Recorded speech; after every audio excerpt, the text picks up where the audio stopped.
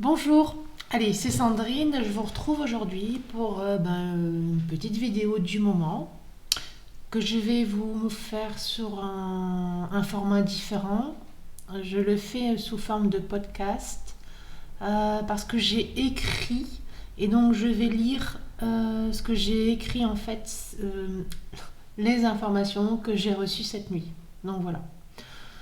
J'ai été réveillée, les grands yeux ouverts et avec de l'information qui me tombait et qui me parlait pas à moi par rapport à ce que je recevais. Et donc ça m'a amené à comprendre que je recevais des messages pour le collectif. Donc voilà. J'ai reçu cette nuit des informations reliées à la souffrance de l'âme où je vais intituler cette vidéo Vibrer ses propres conditionnements. Si je reçois ces informations-là, c'est parce que beaucoup de personnes n'ont pas encore capté, réagi, palpé. Voilà, prenez comme ça résonne avec vous. Leur blocage de vie, n'ont pas compris le mécanisme de où ça venait. Restent encore bloqués dans de la matière où il n'y a pas cette prise de conscience que le changement de votre vie, c'est à partir de cette prise de conscience et de la réactivité propre à vous. Donc voilà. Donc j'ai reçu cette nuit comme des informations à propos de la souffrance de l'âme, comme une notice d'information. Voilà. Comme un déroulement de problématiques, alors qui moi ne me parlaient pas, hein, mais donc ça me confirmait, ça m'informait en fait que je captais des énergies du collectif encore coincées dans la peur et de la croyance. Voilà. Des blocages euh, où l'âme se sent encore séquestrée sous l'emprise, où il faut faire tomber des masques en fait, de fausseté de chacun d'entre vous, d'entre nous, c'est-à-dire cette perte de souveraineté et soumission que l'âme vibre dans sa vie au quotidien. Alors en effet, je suis réflecteur, c'est-à-dire que je ressens les énergies du collectif dont j'ai dû apprendre aussi à les identifier pour ne plus moi les alimenter et subir une souffrance intérieure. Voilà. C'est-à-dire que j'ai dû comprendre que j'avais un mal-être psychologique, émotionnel et physique et ce sont des énergies qui ne m'appartenaient pas. Voilà. C'est pareil que quand je suis accompagnée euh,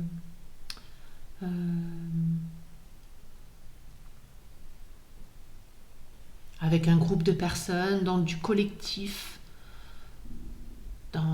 avec du monde ou dans un lieu. Voilà.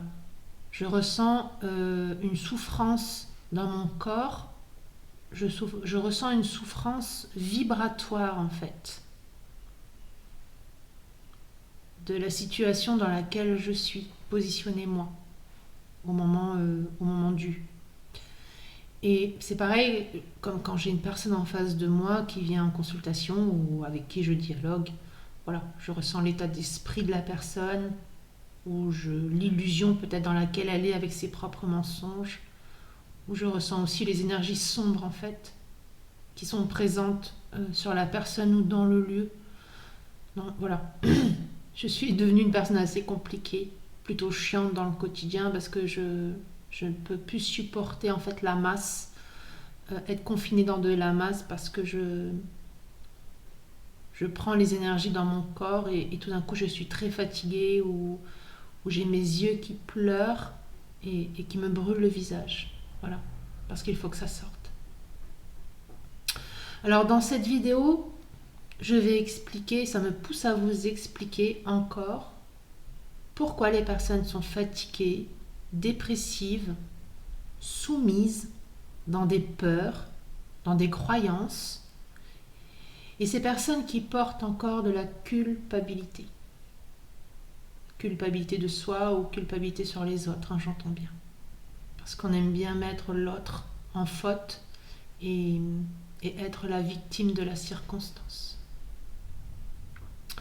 Alors en fait, comment je vais vous expliquer cela? C'est il faut vous imaginer individuellement emprisonné dans une toile d'araignée. Voilà. Cette toile d'araignée, c'est une sorte d'emprise invisible qui alimente des traumatismes de vie, et quel que soit le domaine. Ces traumatismes, ils viennent à la base de notre enfance, de l'éducation de nos parents, et donc qu'ils ont eu de leurs parents, mais donc aussi de nos grands-parents, puisque nous sommes aussi quelque part très proches de nos grands-parents pendant le parcours de l'adolescence. Mais aussi tous les protagonistes extérieurs, comme les enseignants, l'enseignement, les amis, la société dans sa globalité. Voilà. On est conditionné, formaté, on est sous l'emprise d'une sorte de quadrillage, cette toile d'araignée, comme j'aime bien l'appeler, où on doit apprendre, où on doit capter en fait qu'on est prisonnier de quelque chose. Voilà. Alors pour commencer, où on capte qu'on est prisonnier de quelque chose, cela démarre par une prise de conscience d'un mal-être, quel qu'il en soit, hein, psychologique, physique, émotionnel, parce qu'on en a plusieurs. Et dans notre boîte à outils qui est notre mental, ce sont nos pensées et ce sont nos comportements destructeurs. Eh bien, ce sont des schémas et des attitudes au quotidien qui ne sont peut-être pas pour la personne en elle-même conscients. C'est une sorte de sécurité intérieure, alors que ce sont des mécanismes que nous répétons inconsciemment pour nous mettre en dualité avec soi-même et avec les autres. Voilà. C'est ce qui crée une ambiance antisociale dont certaines personnes prennent la fuite parce qu'elles préfèrent s'éloigner d'un environnement inconfort pour ne pas subir alors l'extérieur, alors qu'elles sont eux-mêmes leurs propres déclencheurs d'une souffrance émotionnelle qu'elles alimentent. Donc voilà, il faut réussir à capter cela pour sortir d'un état psychologique faible et défaillant au quotidien, qui amène beaucoup de personnes à la dépression intérieure jusqu'au burn-out. Beaucoup de personnes qui sont dans l'illusion de leur vie en fait. Elles ne voient pas la réalité. La clé de ce déverrouillage de nos propres cadenas, donc de ces nœuds énergétiques qui nous empêchent de nous expanser, de capter, d'admettre que nous sommes notre propre autosaboteur au quotidien. Voilà. Il faut avoir cette prise de conscience que nous nous auto-bloquons et que personne d'autre, aucun sauveur extérieur a la clé pour nous déverrouiller. J'explique maintenant cela depuis différentes vidéos, que nous sommes propres maîtres de notre vie. Voilà. Ces schémas autodestructeurs, ces comportements, ces formes pensées, comme je l'explique maintenant depuis un moment, c'est alimenté par le comportement, depuis notre naissance, d'une lignée familiale toxique. Alors quand je parle d'une lignée familiale toxique, ça ne veut pas dire qu'il faut mettre sa famille de côté, l'ignorer.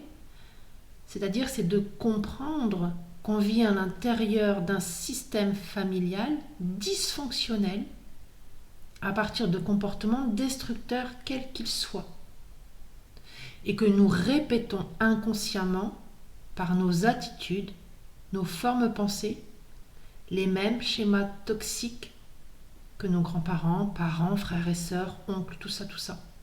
Voilà. Par loyauté familiale, on alimente ces schémas toxiques, on les vibre et on les répète.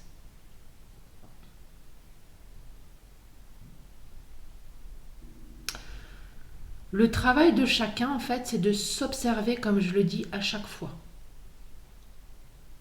De toute façon, les personnes qui viennent me voir en consultation, c'est parce qu'elles se sont observées et qu'elles ont diagnostiqué qu'elles avaient des failles à l'intérieur d'elles-mêmes qui viennent des failles familiales. Voilà. Et il faut pouvoir les diagnostiquer pour pouvoir se permettre de changer d'énergie, de posture, pour se détacher de ce maillon, pour enfin retrouver une liberté d'être psychologique, émotionnelle et physique. Ne plus alimenter les mêmes vibrations de la lignée. Alors, c'est un travail d'introspection de soi. Voilà. C'est admettre que nous sommes alimentés par des mémoires qui nous malmènent. Alors là, je vais expliquer parce qu'elle est facile pour moi, mais il y en a tellement d'autres. Dans une lignée familiale où plusieurs personnes expérimentent, l'âme vient expérimenter pour pouvoir s'éveiller, s'élever, quand on expérimente une mémoire de soumission, donc du coup avec cette problématique liée à la communication des parents rigides et dévalorisants, eh bien on alimente une posture de personnes en manque de valorisation, manque de valeur. Donc on se dévalorise et on est dévalorisé par les autres, puisque c'est un programme qu'on s'inculque vis-à-vis des yeux de nos parents. Voilà. Alors on alimente cette énergie de perversion, puisque c'est pervers, il n'y a rien d'amour là-dedans. Et on attire, si vous êtes un homme ou une femme, on attire des hommes et des femmes, le sens du pôle opposé, qui nous malmènent, qui nous maltraitent, qui nous manquent de respect, et qui active alors chez la personne en elle-même la blessure de honte et d'humiliation. Donc voilà. Ces informations que j'ai reçues cette nuit, c'est parce qu'il y a beaucoup de gens, de personnes, qui ne comprennent pas leur état de vie. Pour eux, c'est normal, c'est comme ça. C'est leur destin. Il y a beaucoup de personnes qui n'arrivent pas à admettre, à identifier leur mal-être d'incarnation. Voilà. Ce sont des personnes qui sont victimes de la société. Et quand on alimente des blessures, il faut comprendre que ces blessures nous empêchent de prendre notre place, en fait, face à quelqu'un, ou dans la famille, dans un couple, dans le travail, puisqu'on alimente ce manque de confiance en soi. Et ça nous pourrit la vie. Donc voilà, ça alimente ces blessures de rejet, d'abandon.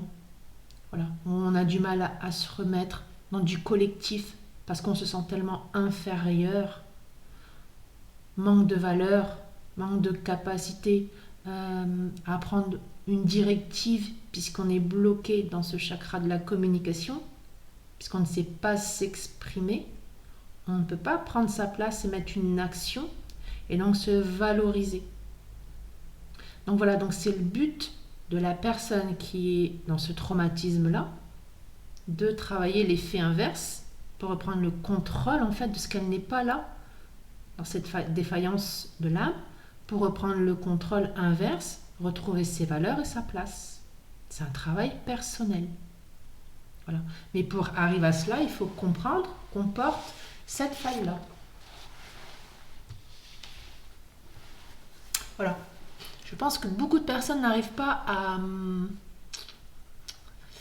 à vibrer en fait cette compréhension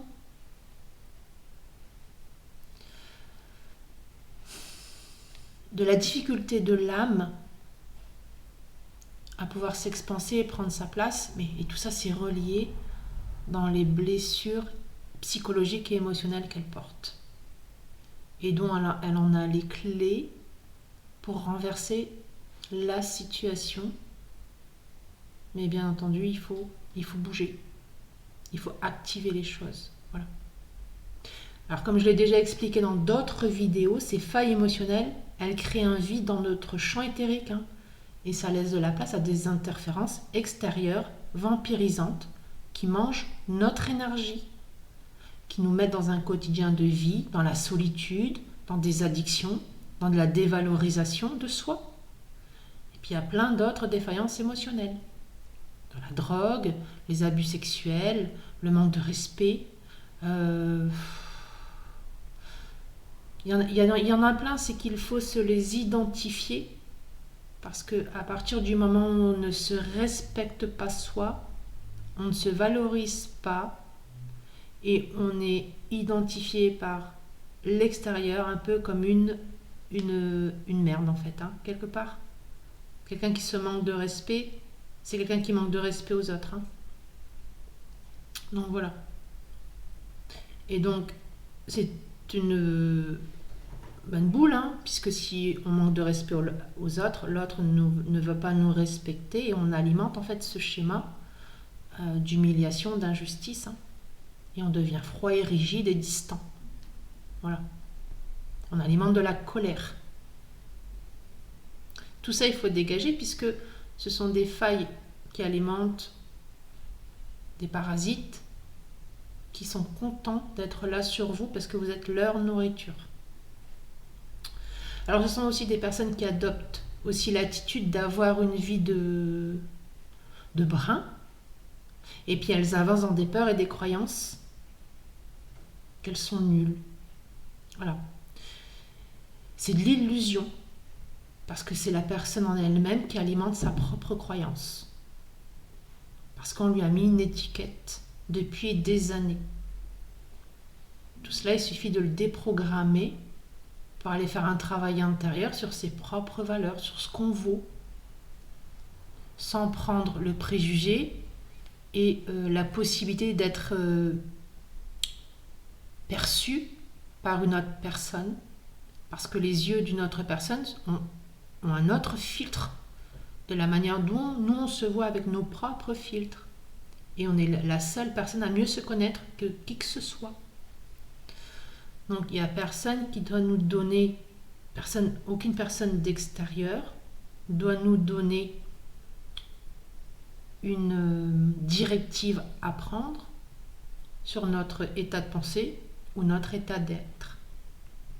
Mais en même temps, la personne en elle-même doit faire ce travail d'introspection intérieure pour retrouver cette neutralité, cet équilibre qu'elle n'a plus pour sortir de toutes ces failles. Voilà. Alors bien entendu, elle alimente sa culpabilité, hein, qui alimente la blessure de la honte, du rejet, de la souffrance ou encore de l'humiliation, parce qu'elle ne fait pas le deuil du passé. Beaucoup d'entre nous ont rendu coupable l'autre, hein, ou les autres qui ont permis d'être devenus la personne que nous sommes aujourd'hui avec le fil du temps, désabusés, victimes, appauvris. Mais en réalité, c'est la personne en elle-même, à partir de sa vulnérabilité, qui a permis à l'extérieur de la maltraiter. Alors il faut savoir que la culpabilité et la rumination, ils alimentent notre état émotionnel et ça déclenche ce qu'on appelle des maladies psychosomatiques.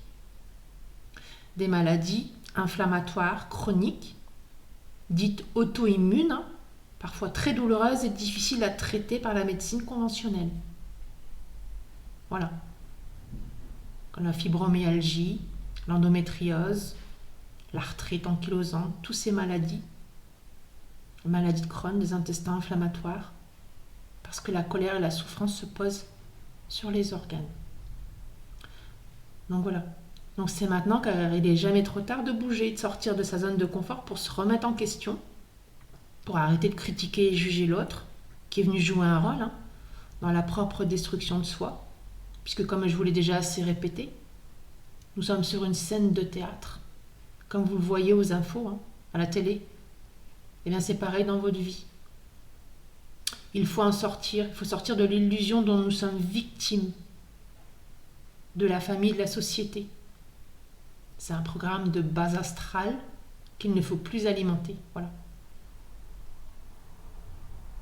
Nous créons notre propre prison intérieure en vibrant l'extérieur malsain. Il faut rester neutre et légitime à soi-même. Alors il est nécessaire de sortir de sa toile d'araignée en détricotant tous ces programmes, ces attitudes, ces formes pensées, tout ce qui est destructeur pour soi, qui ne nous alimente pas, qui ne nous met pas en joie. Et n'oubliez pas que 90% de nos pensées ne sont pas les nôtres, mais la prise de contrôle émotionnel, d'empreintes, d'énergie parasite. Ils prennent le contrôle de notre état d'esprit et nous bousillent de l'intérieur.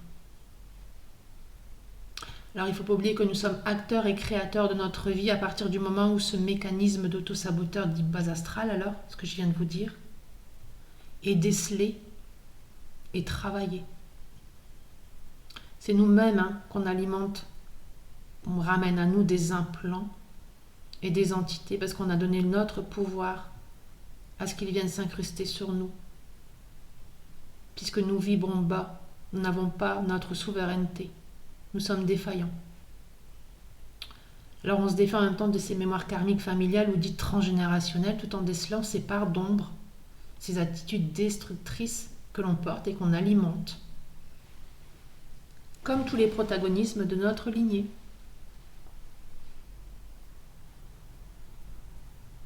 Donc voilà.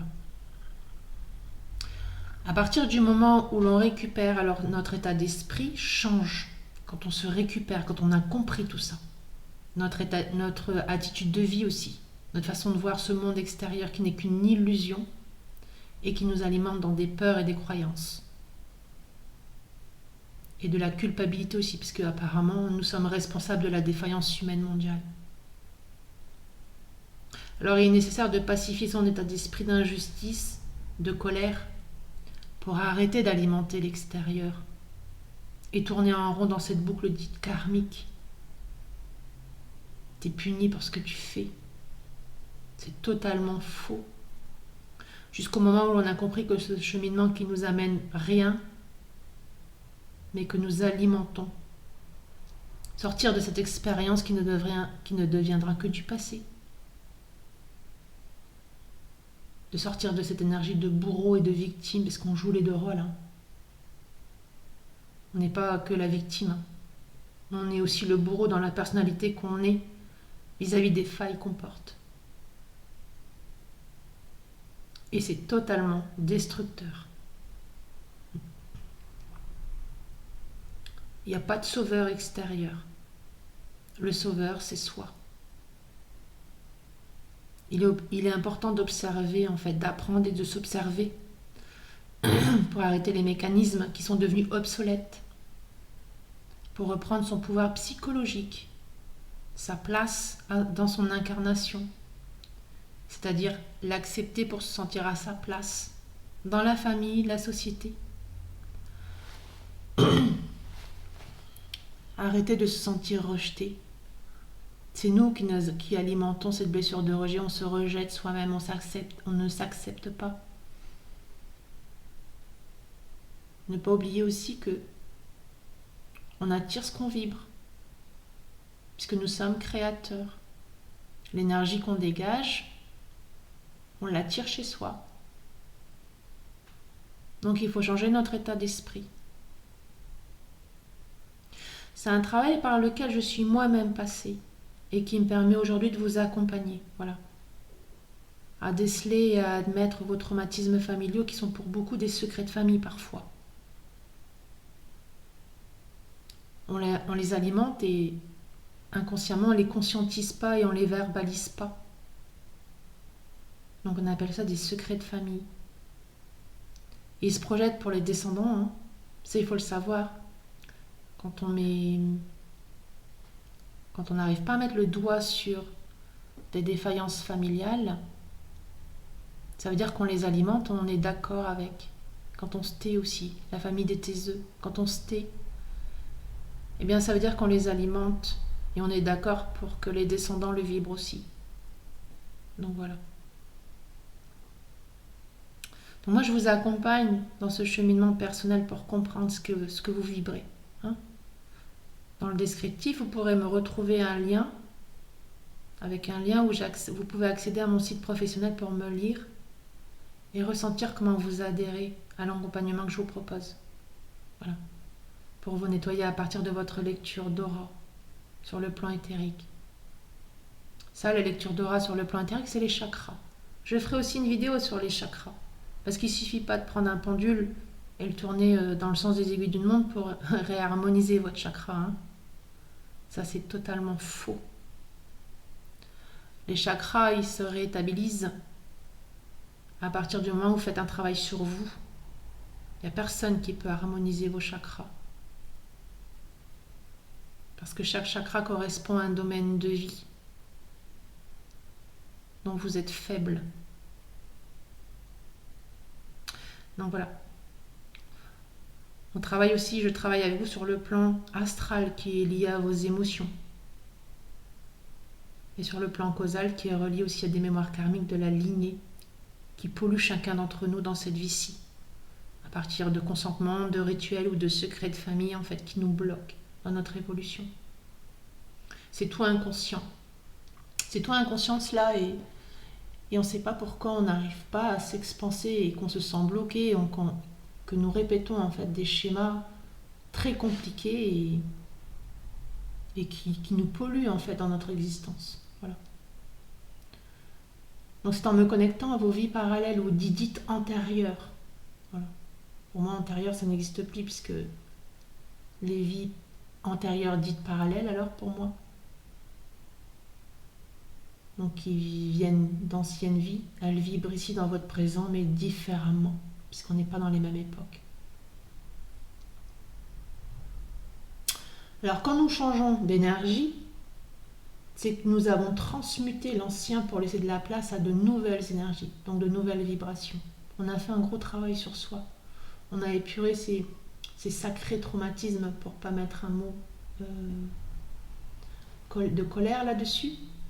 Mais on a épuré des sacrés traumatismes. On a fait un travail sur soi,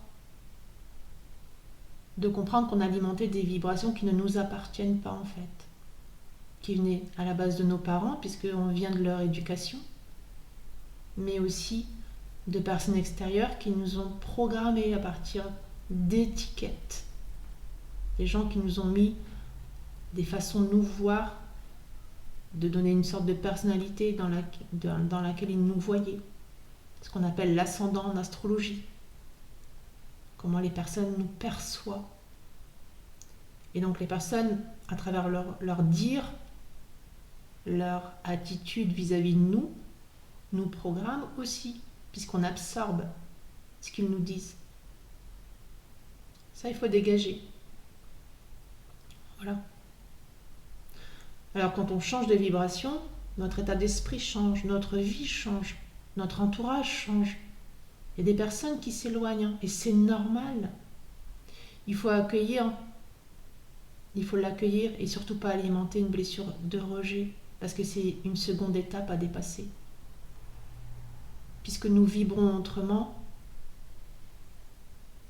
notre vie change dans sa totalité. Et l'univers, dans cette deuxième phase, elle nous teste pour savoir si on a compris et puis on adhère à ce changement. Parce qu'il faut toujours mettre une action derrière. Ça, je le répète.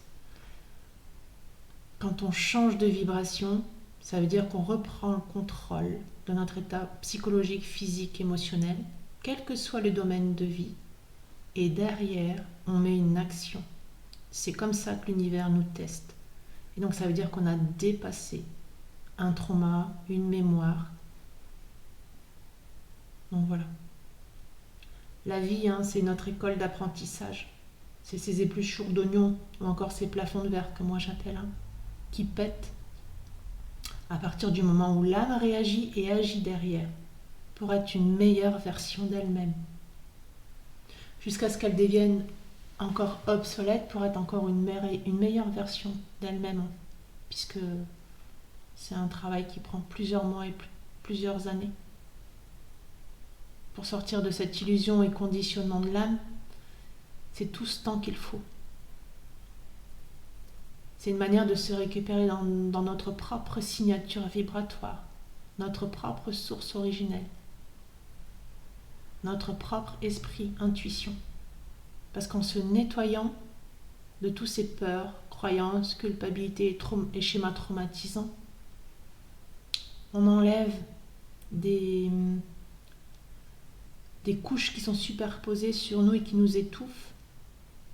Et donc ça nous libère, comme si on enlève des habits trop petits, et on respire et ça nous libère. Et ça permet du coup à l'âme, à l'esprit, à notre esprit de respirer, de s'expanser et de se réveiller dans ses capacités spirituelles. Parce qu'il n'y a personne d'exceptionnel. Nous sommes tous spirituels et en capacité de développer des dons, comme certains l'appellent, mais moi, tout ça, je veux plus. C'est des capacités.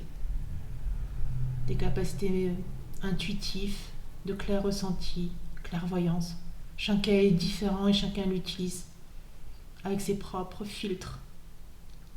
On n'a pas les mêmes outils. Voilà. Alors moi j'ai beaucoup appris sur moi-même parce que avec la personne que je suis devenue aujourd'hui, c'est grâce à toutes les personnes que j'ai rencontrées depuis que je suis enfant. Voilà. Et c'est grâce à vous aussi, à la clientèle, où j'ai énormément évolué dans les perceptions et la compréhension de l'évolution de l'âme, de tous les plans, les différentes dimensions. Voilà. Chez moi, il n'y a aucune séance énergétique qui se ressemble. Et je voyage beaucoup à travers vous. Alors je vous en remercie. Voilà. J'ai fini ce petit podcast qui vient à la fin. Et j'espère que ça va vraiment vous faire prendre cette prise de conscience pour vous aider encore.